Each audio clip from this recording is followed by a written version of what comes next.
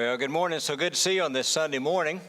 And we are wrapping up our study of Elijah. Today's message is entitled Elijah and Elisha, 2 Kings chapter 2. 2 Kings chapter 2 brings us to the end of Elijah. This is his last day.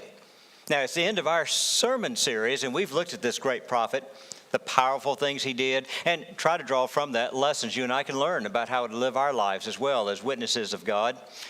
And now we look at his ending. Now, when the last day for Elijah came, he knew it in advance. God told him the day he would be passing away. Most of us in this room, we won't get that opportunity. Even as we believe it's getting nearer and nearer, we're not going to know the day until it happens. But Elijah and his friends, they knew the day. When that day came, Elijah crossed the Jordan River, well, back to where he came from. He's Elijah the Tishbite. He came from that foreign land across the river, across the border. He came into Samaria and did his ministry there in Israel, but now he went back across to his homeland, and that's where his end comes.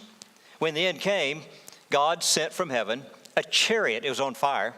Horses, they were on fire. That was a supernatural thing. And it swooped down and picked him up, and like a whirlwind, just picked him up and took him away. A spectacular ending for a great prophet. That's a way to go. But you know, it raises the question, now what? Now what?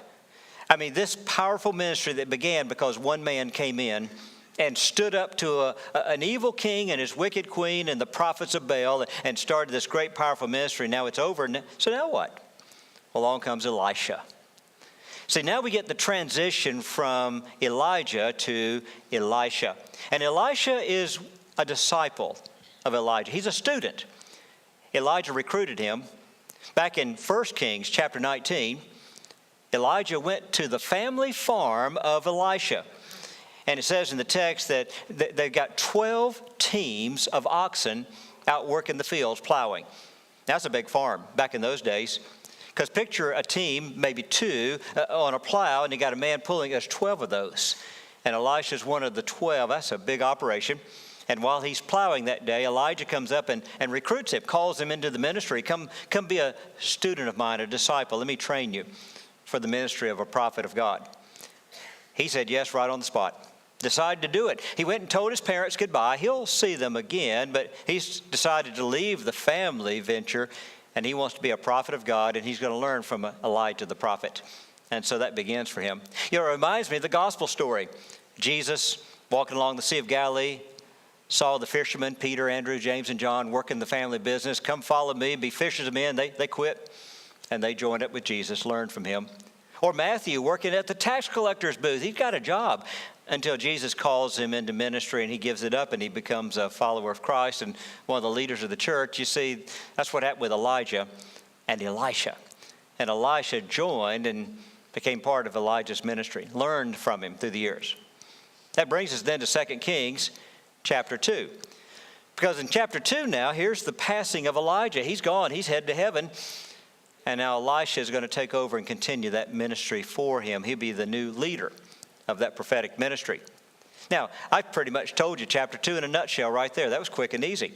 But there's lessons to be learned from this. There's a good lesson for us to learn, especially as a church, when we see this transition. I'm looking here at what Elijah did as he took the next step. As he anticipated what needs to be done, he took the next step. He said what you see here in the Elijah story is the wisdom to plan ahead.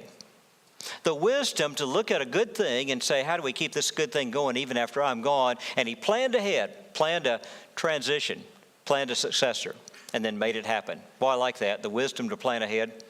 That's good in life. All of us, in our individual lives, running a business, for example, managing a church. To look at what you're doing and then figure out what's next. Where do I go from here? And plan ahead. But not just the wisdom to plan ahead, but the willingness to make it happen. You got to have that as well. Because a plan on paper is a pretty neat thing. But in fact, all it is just a plan on paper. It's just a bunch of ideas. You got to actually have an action to go with it. You got to figure out, how do I implement this? How do I make it happen? Then roll up your sleeves and do it. And until you do that, it's not much. And with Elijah and Elisha, you see a plan of action, and you see them doing it. Here's Elijah, and he's going to turn his ministry over to one of his disciples, and he chooses Elisha. But see, that's a new guy. He's new, he's different, he's not me. And he's untested. We haven't put him up in leadership yet. He's untested. There's some risk here, whether he'll pull it off and succeed or fail. And Elijah, he says, let's do it. And he spends the time, the energy in training this young disciple and gets him ready to take over his ministry and take it further. Boy, there's the buy-in by Elijah. There's the faith and trust of Elijah. Boy, there's a lot going on here. And Elisha, it's costing him to do this plan. He's giving up the family business, walking away from those kind of things, maybe whatever plans he had for his future, and he's doing something different, something to serve the Lord. Well, I watch these two, the transition they do, the direction it goes as it moves to the next step, and I'm saying that's the way life works if you're doing it right. Assessing what you got, figuring out what's here, how do I keep it moving forward, and then you plan. You plan the next step, you plan ahead, and then you got to actually get out there and do it. The willingness to move forward. Now, having told you that about Elijah and Elisha and their story, let's apply it to ourselves. So, the next step for First Church, that's where I'm thinking. I will tell you here at First Church, we are trying to do the same kind of thing. We're trying to plan ahead. We're trying to look at what we got going now, which I think is a pretty good thing, but figure out, so how do we keep it going? And where do we need to go beyond what we're doing? We're trying to plan ahead. Now, in planning ahead, here's what we have to do. We consider the things we need to do and the things we want to do. Now, folks, you know those are not the same thing, right? And if you're fuzzy on the difference between what you need and what you want, usually you have a husband or wife that reminds you, as you're getting ready to buy something, you don't need that. You see, you just want it. But you put the money back in the pocket because I really need to spend it on something we need right now. You see, want and need, they're not the same thing. But we look at them both, and around here we see some things that we need and some things we want to do. Now, in the category of things we need to do, it's time to go ahead and get busy and let's do it. You already know some of this. For example, you'll recognize this first picture. We need a new bus. I mean, we know that this one has served us well, but there's going to come a day that says, I'm done. And we may argue with it and say, we need a little bit more out of you. No, I'm done. That's coming. You know, every time we load up children, youth, or seniors, we do a prayer and we cross our fingers, hoping you're not hitchhiking back home because we've had it break down and have to rent something and go get you. Well, we know we need a new bus. And so last spring in Easter, you may recall, we took up a special offering and started the bus fund. It's time for us to start shopping. Let's get this thing. Let's get moving. And with the bus, we're going to go ahead and get a passenger van because sometimes you don't need that big. Something smaller will do it and be more economical. Actually, sometimes we need them both. We have more than the bus will hold. And so it just sets us up for our transportation needs as we continue to do the things we do as a church. You may recognize this next picture because that's across the street from here. In fact, many of you have parked over there for church events because this is the property that we decided this summer we're going to purchase it. After all, for the last 20 years, we've been parking over there. The owner has let us do so on Sundays, but he let us know, I'm getting ready to sell. You get first option, and we thought, let's do it and preserve that piece of land for our use. You see, you may have noticed we're kind of landlocked here. We can't push out much further. I mean, we're pretty much locked in. Now, in years past, we had opportunities, property here, property there, adjacent, and looked at it, thought about it, didn't want to spend the money, said no. We sometimes look back now with regrets. I wish we'd bought that, wish we'd bought this, but we didn't. Decided this time not going to do that. Let's go ahead and get it. And so at least we continue to have options. We got the parking space, which we need because we can't park you all on this piece of property. It's just not enough room. We've got to use the area. So we'll have that. And we've got a building we could use if we needed to. Now, for right now, we don't need it. We're making this facility work, and it's working, but there'll come a day it may get a little too tight for us. And we can't build something else, so we'll have a building we can use. Meantime, we'll let those people continue to run their businesses, pay their lease. You see, we got a plan here that we think is a good fit for us as we plan ahead for our future. In addition to that, you'll recognize the next picture because you see this on Sunday morning when you're coming in. It's our facilities. Got a nice facilities here. This worship center, for example, the sanctuary, our other things. We got some good things here. You do know we have to maintain them. We got to keep them maintained, keep them up. Otherwise, as they deteriorate, they become unusable, or they cost even more to fix them later, what we should have fixed right now. So we know we got things we got to do right now. Especially with the sanctuary area, it's the older part of the building. We've got some things that are structural. We got to deal with them. We got some other things that's kind of embarrassing. Hate for you to go down that hallway because it's not really, well, it hadn't been updated. It's time to do so. So we got things we got to jump on, and we know down the road. I mean, down the road, we're going to have to deal with the roof. Come on the backside where our park, you can see it's coming. One of these days, we got to take up this parking lot. We got to repave because that's coming. And all those things, they cost. And so, you know, if a homeowner, you got a leaky roof, you say, but I didn't want to spend on that. I really wanted to go to Disney World for a family vacation. You may want, but this is the need. You better take care of it because otherwise it's going to cost you more later. That's where we are. We're looking ahead. We're planning ahead. We're trying to figure out what are the things we need to do here at First Church. Now, in addition to that, we also have our list of things we want to do. The things we want to do, because after all, we are a church, and we want to do the business of church. We want to take our ministry and keep on doing it and doing more. And so, for example, our worship services, or our children's program, our youth program, and all the things we do that are part of our ministry, we want to take those and keep pushing them forward. Keep doing them, do them better, do more, expand the things we're not currently doing. We dream. We also think in terms of outreach, reaching out to the community in need. We've got our Manna ministry every second Saturday. I always encourage you to come on out and help us to give food to those who are needy. We got some other things that we do. Oh, we want to keep doing those things, but I wonder if we could do some more things too. And then world missions, contributing to evangelism of the world. Now, you know, any church that only thinks about itself, doesn't really look past that, you're not really understanding the nature and the mission of the church. And that's why we like to stay invested in world missions. We've got a few that we like to support as they do their evangelism and ministry somewhere else to the lost of this world. India is one of our favorites. We've been associated with a mission in India for a long time. Used them this summer for VBS. Our children got to take up their offering and contribute to that ministry. And so it is, we think we'd like to do that plus more. Keep increasing what we do in world mission. You see, that's where we are at First Church as we figure out where we are now. Where do we need to go next? What's our next steps? We're always looking at what we need to do, so let's just go ahead and do it. But what do we want to do? Because we'd love to do that. And I'll tell you, the key there is you got to make the plans. You got to plan ahead. You can't just let it just happen. You got to plan and then propose action. You see, at some point, you got to take the plans on paper, the plans in your head, and you've got to say, what are we going to do next? What's the concrete action steps we do to make any of these plans come to fruition? And so we've got some plans, and let me tell you what we got in mind here, a new action.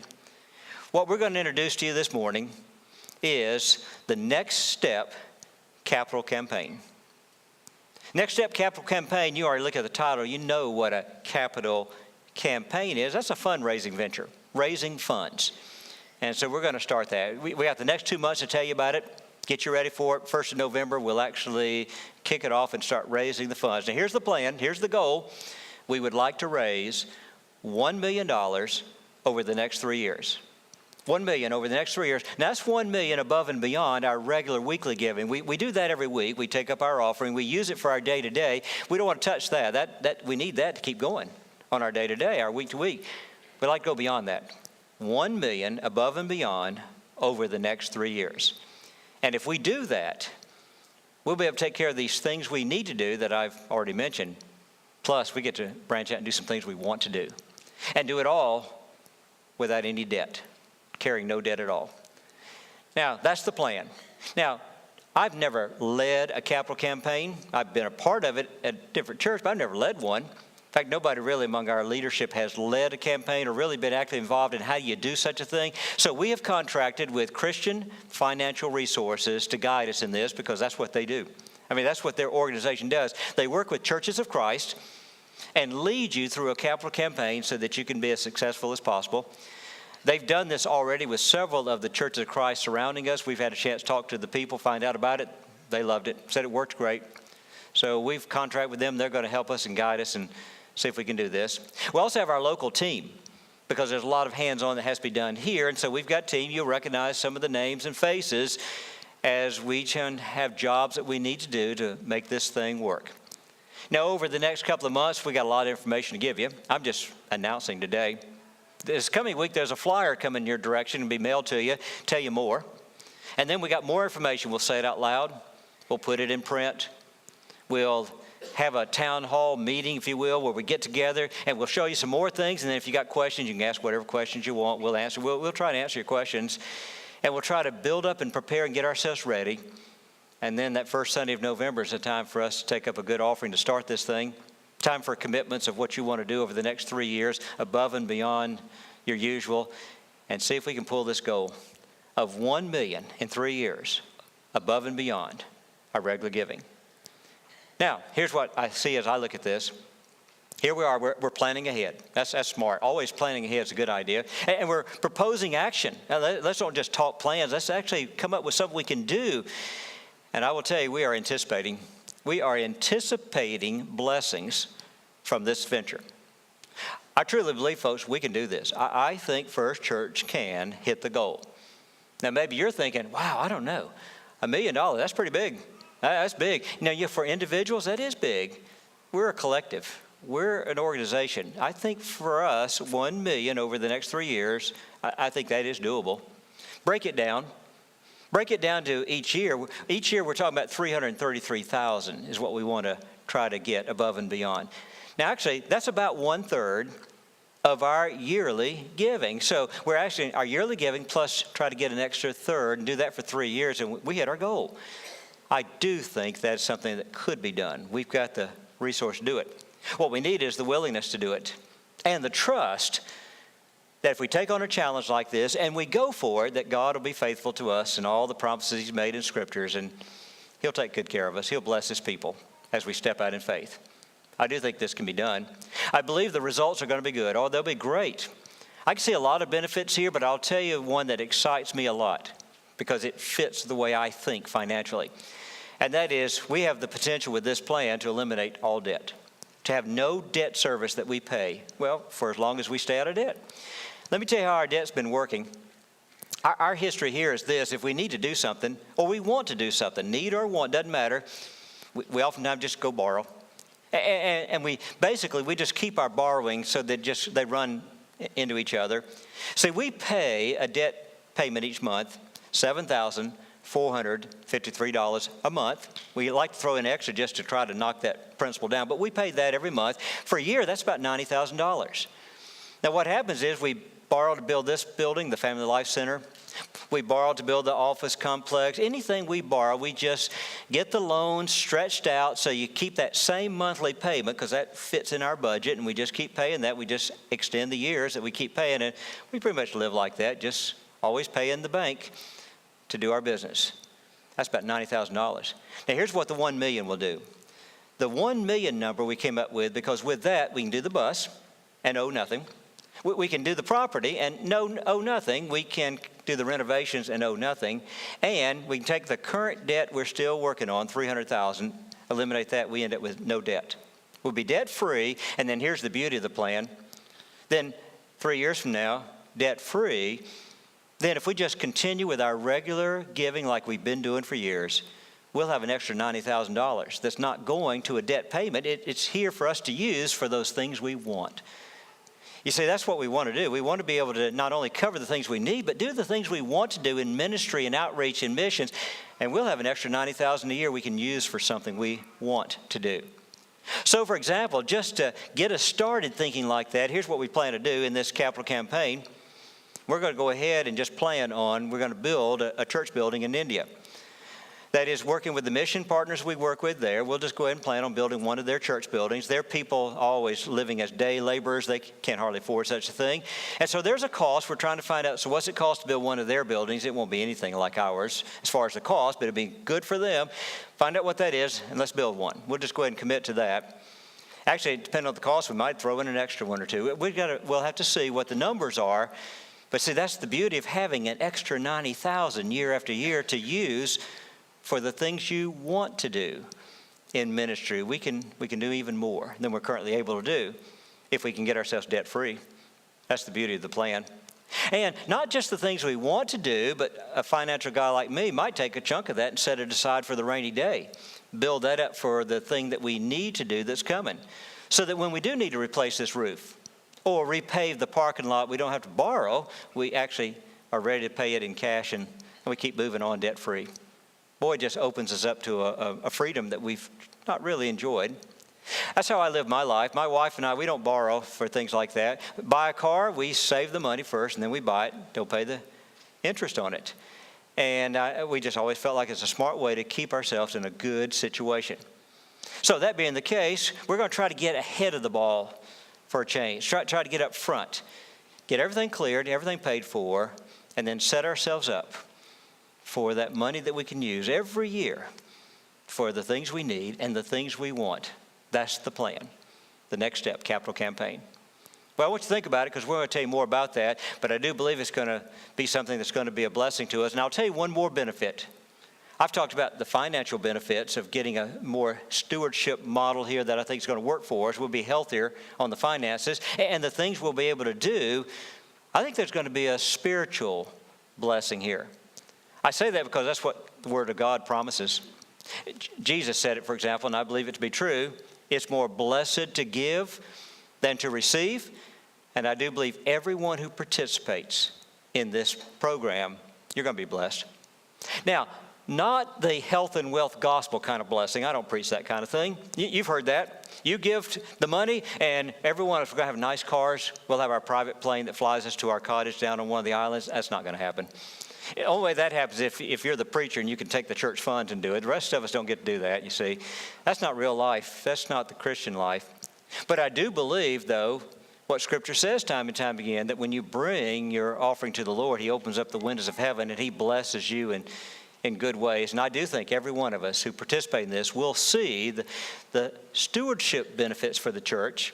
And the things we're able to do as a church will also receive a personal blessing. As we're challenged, we're stretched, but we also find that the Lord has blessed us immensely. Well, I'm looking forward to good things here. I think this thing will work. So what we got to do then is we got to have the wisdom to plan ahead and then the willingness to make it happen. We can put that together. We look, we make plans, and we act on it, and we roll up our sleeves and get to work. I think good things will happen here. Now, you may be saying, boy, that sounds like the end of a sermon. We're getting out early today. That's great. No, you're not. I've got to finish telling you about Elijah. I'm not done with Elijah yet. Because we looked at this transition between Elijah and Elisha moving to the next step. But let me talk about Elisha moving forward from now on.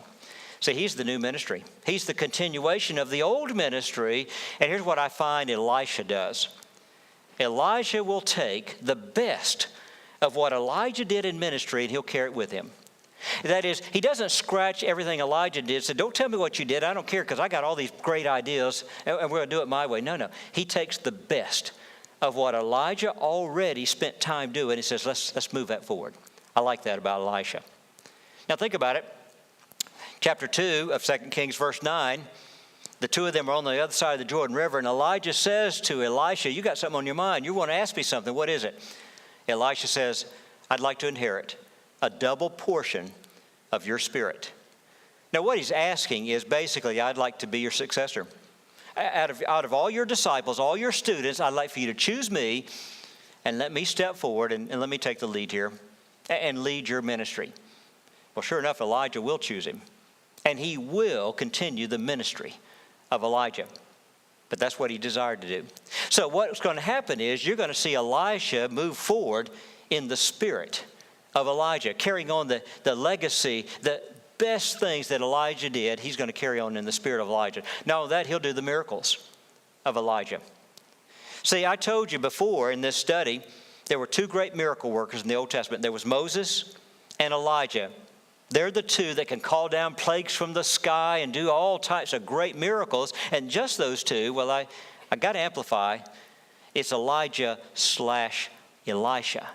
Because Elisha will request, can I have a double portion of your spirit? He'll not only succeed, but he'll have the powers that Elijah had, and he'll go out there and do miracles. He'll do the same, bless, he'll do more. He'll do even more miracles than Elijah did. And so he'll carry on the tradition of the miracles of Elijah.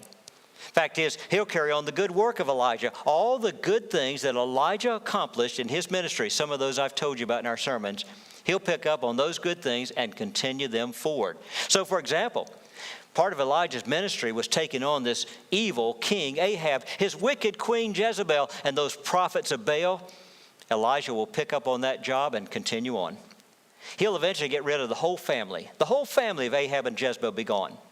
And he'll eventually get rid of all the prophets of Baal, so that eventually the people of Israel are worshiping Jehovah God as they are supposed to do. Oh, he'll take the good work of Elijah and he'll move it forward. But I tell you, there's more to it than that, because he's going to bring some new elements to it as well. He's going to bring in some new things. Because after all, he is a new guy. He's from a different region. He's local versus the foreigner. And he's younger and newer, a new generation, so he's got some new personality, new styles. He's going to do some new miracles that Elijah never did. He's going to get a team of prophets to work with him. Elijah was that one man standing up to all of those 450. No, Elisha will get a team, and they'll get to work, and he'll do so many things that are different. They're new. Which brings me then to an understanding of what I think is a very healthy transition as you keep moving forward. I look at the ministry of Elisha, and here's what I see. I see him building upon the foundation that Elijah had laid. All the good things that Elijah did, he's building upon that, but he's also moving forward with some new things. He's doing some things in new ways that Elijah never did. It's a mix of old and new. Boy, and a wise mix of those two, I think, is a healthy ending. You know, you think about it, that's the way it should be.